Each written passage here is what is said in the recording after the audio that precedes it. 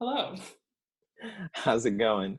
I'm good, sitting here in isolation, just different day, same stuff. How are you? And you're in New York, right? Yeah, I live out in Queens.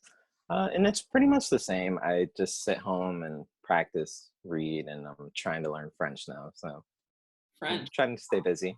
Yeah, that's Mhm. great. Actually, I'm picking up Spanish lessons this week because Okay. I studied it for many years, but I figured now is a good time to brush up on your languages. Why not?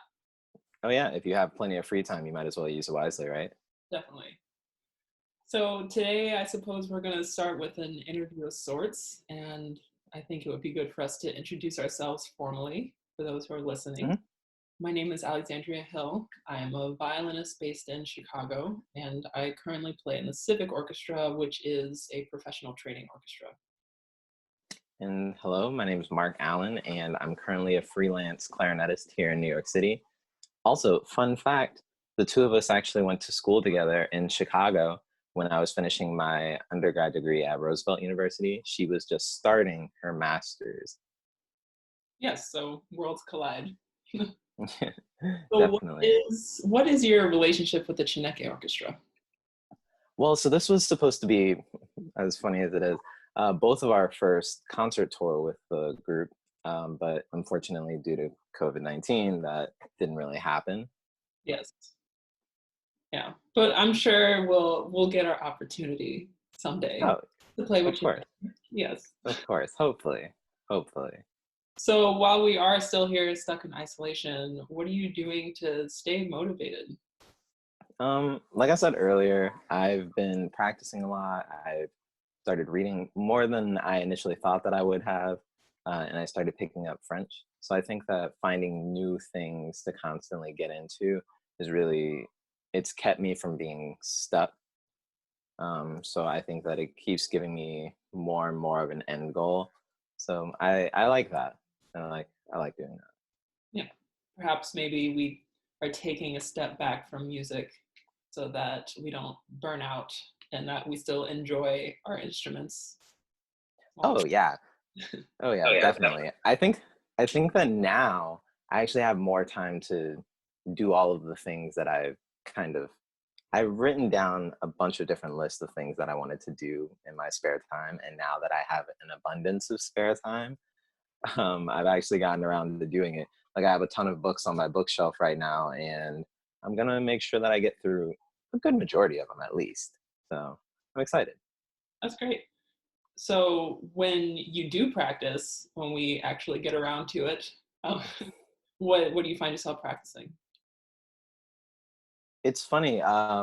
When the quarantine first started, I was very big into drilling my excerpts over again, constantly going over concertos and solo pieces.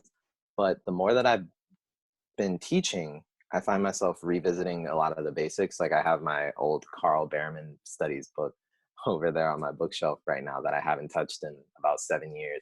But I've been going back to it and doing study after study. And the ones that I never really understood the purpose of, the excerpts or the etudes from it, I I now kind of get it. So I've been doing more of going back over the fundamentals because one, it's always good for a refresher. And I mean, I can't tell my students to do this if I'm not doing it myself, you know? So I find that that's a good way to go over something new in a sense, because since I haven't looked at it in a long time, I think that my approach to it is different. So I'd consider it new. Mhm. We're the complete opposite. I feel like I've been anti-etude being What? yeah, I well at first I was lacking extreme motivation. I did not want to practice the first week or so. I was really let down about all the canceled events and things like that. Um, Hmm. but I found that in order to motivate myself to practice, it was time for me to learn pieces that I've always wanted to learn rather than drilling away at the etudes and the scales and things like that. Even though I still practice the basics when I do practice, but I find it more motivating to practice the things that we've always wanted to learn and never have the time to do it. That's fair. I respect that. Yeah. So, what tips would you have for other musicians who are in isolation? During quarantine? Yes. Oh, okay. Um, Kind of like what you said, how you're finding pieces that you've always wanted to learn, but you never really had time. Um, like I said, I have a ton of music on my bookshelf right now that I just never got to, and I've had so much time to just go through everything. I actually went through all of the music that I have on my laptop, and I created a Spotify playlist of all of the full orchestral parts that I have. So right now I have about 87 hours worth of music on a Spotify playlist, and I plan on going through each and every one of them. And I mean, these are pieces from composers that I known and played before, but I just never knew these specific pieces. So things like Rimsky-Korsakov symphonies, or maybe the Ralph Vaughan Williams. I'd never listened to any of Ralph Vaughan Williams symphonies before, and surprisingly, I had the music for it. So I was like, oh, I now have the time and now the motivation to go catalog all of my stuff and then create good playlists that way I can listen to them, go along with the parts and things like that, and kind of try my best to expose myself to new music. Hmm. Or I guess it's still old music, but new music to me. Yes. Well, random question, since we're talking about Mhm. composers, what composer would you think would be the most fun at a party? I think Eric Satie, in his own quirky way, would be really interesting. I think he'd just be a really cool guy to hang out with. Also, that'd give me more of a reason to want to learn French because he's French. But yeah, I definitely say Eric Satie because his music is so quirky and his lifestyle is just so different. Hmm. So I would definitely want to hang with Eric Satie. Wouldn't want to live with him. I feel like he'd be a very bad roommate. But as terms of just like drinking buddies, he'd be great. Gotcha. Do you have any like composer or performer, alive or dead, that you would want to hang out with? Mhm. Well, when I asked the question originally in my head, I thought Mozart. I Hmm. think he would be the life of a party, or any type of event. He'd be great. A living musician, though, I don't know. That's a tough one. I feel like most of my colleagues are a lot of fun. We know how to have some fun. So I'm Okay. all set. I don't need to wish for a different musician to hang out with. Okay. Do you have any, would you say there are any musicians who inspire you? Definitely my old clarinet instructor when I was in high school, Alcides Rodriguez. I think that through studying with him, one, I just learned so much about the instrument and the rep for our instrument. But two, I gained a better appreciation for my instrument that I am forever grateful for. Um, there have been times where he would tell me, and just in passing, about how it was relatively difficult for him to go and get the things that I think are easily accessible for my instrument. So like how I can go down to the Van Doren studio and just try out a bunch of reeds or a bunch of mouthpieces. When he was a little bit younger than me right now, he didn't actually have that luxury. So I think that that's one of the things that I really appreciate most is it kind of gave me a good look at how accessible things are for me, and I now have a better appreciation because I know that people don't necessarily have it as well as I do. Yeah. Yeah. So I have a question for you. What would be the most important thing that you have ever learned from one of your teachers? Mm. I would say, I guess, I mean, I've had some great teachers in the past, but I would say my colleagues have taught me a lot in terms of impactful lessons. I would say certain things that my colleagues have taught me definitely is to just go for it. If you have a dream in terms of your career and things like that, they definitely have all told me to just do it. There's no Mhm. point in sitting and thinking about it too much, because you can often talk yourself out of doing something, which I'm currently in a type of situation for that professionally. And my friends and colleagues are telling me to just go for it. Yeah. Yeah, for sure. So what are several pieces, maybe up to 5 pieces that hold a special meaning to you? So I definitely have to say David Baker's saxophone concerto is probably number one because that was the first time that I'd ever heard a piece by an African American composer. Two would be the Colin Nielsen Clarinet Concerto. Um, Back in either 2015 or 2016, I came here to New York City and I was able to see Anthony McGill play with the New York Phil. And that was the first time that I'd ever seen an African American as a soloist in any orchestra. Next, probably Night on Bald Mountain by Mussorgsky, because while I was in high school, I actually got to do this side by side concert with members of the Atlanta Symphony. And I was fortunate enough to play the solo at the end in orchestra hall, and that was the first time that I'd ever played in orchestra hall, and it was such a magical experience. I will never forget that as long as I live. Oh, um, this one I'm a little bit biased towards, but Kurt Otterberg has a actually all of his symphonies are phenomenal, but his symphony number 4 has a beautiful clarinet solo in the slow movement of it, and I absolutely adore it. So that would definitely go on my list for sure. And then last would be the William Tell Overture by Rosini, mhm. because when I was a kid, my family took me to this concert by the DeKalb Symphony, and I was fortunate enough to be picked out of the crowd, and they let me come up and conduct the end of the Rossini Overture.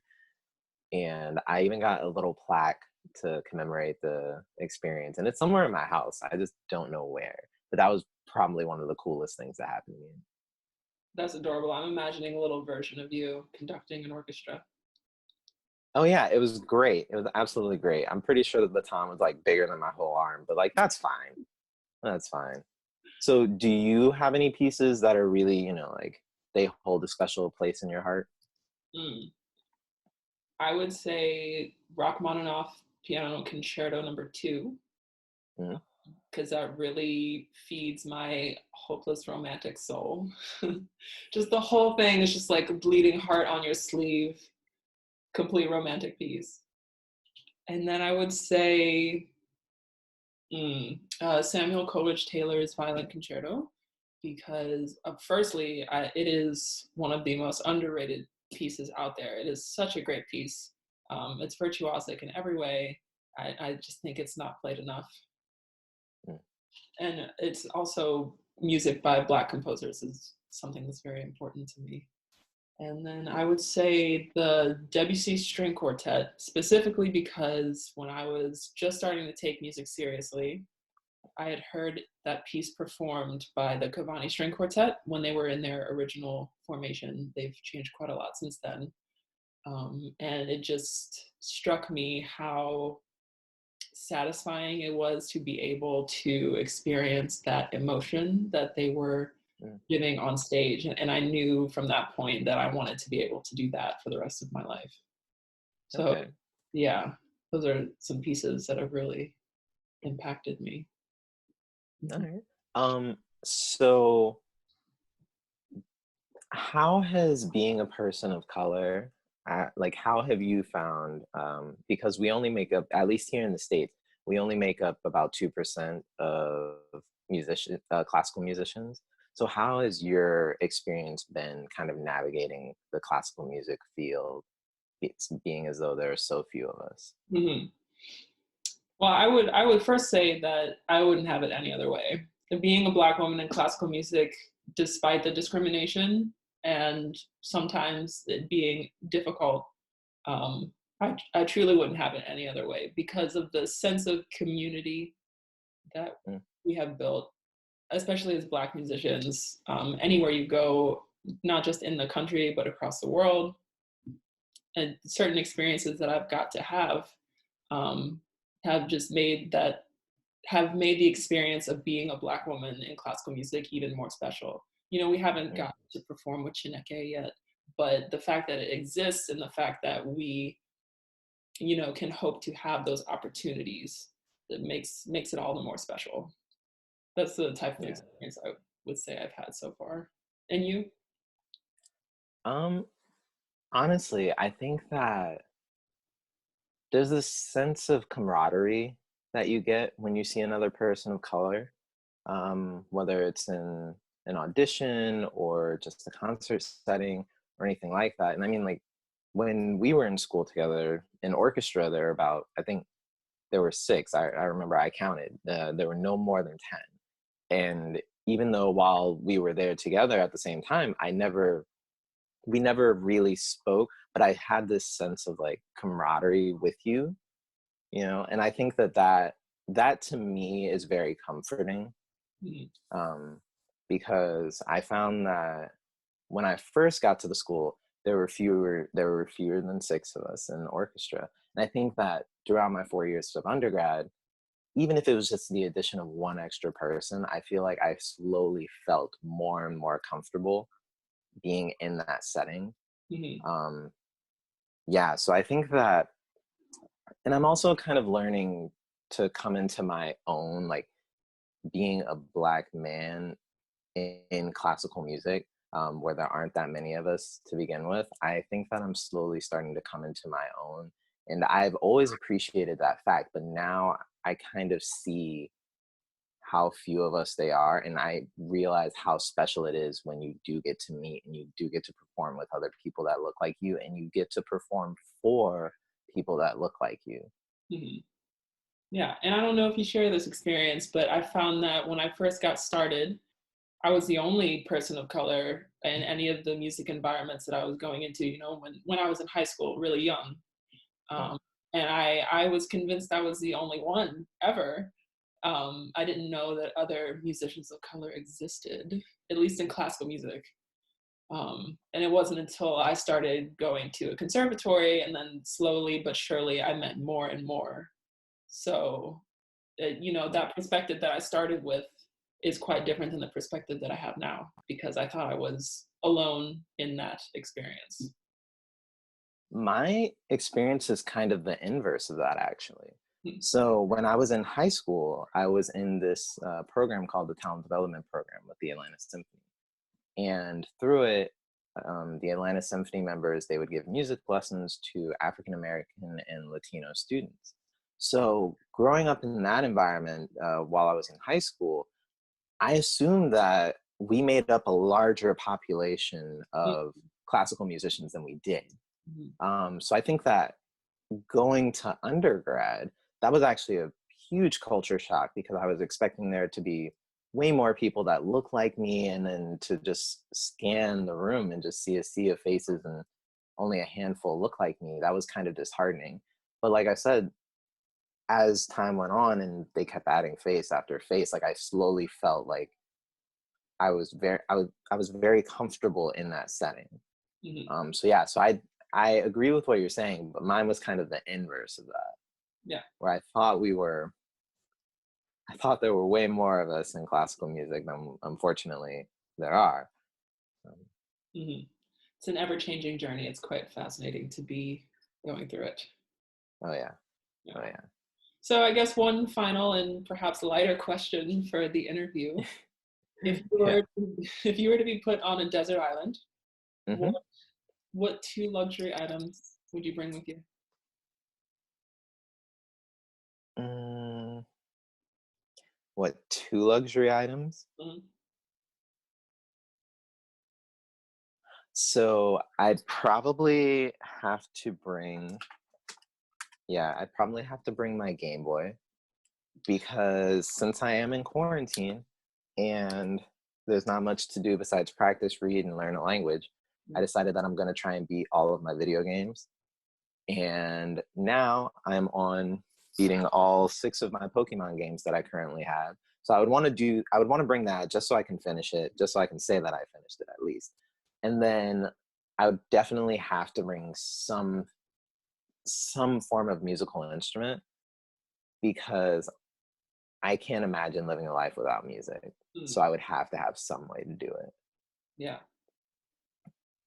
Yeah. So if you were stuck on a deserted island, Mhm. what are two things that you would bring? Definitely my instrument. That is a luxury item for what I paid for it, and it's going with me everywhere I go.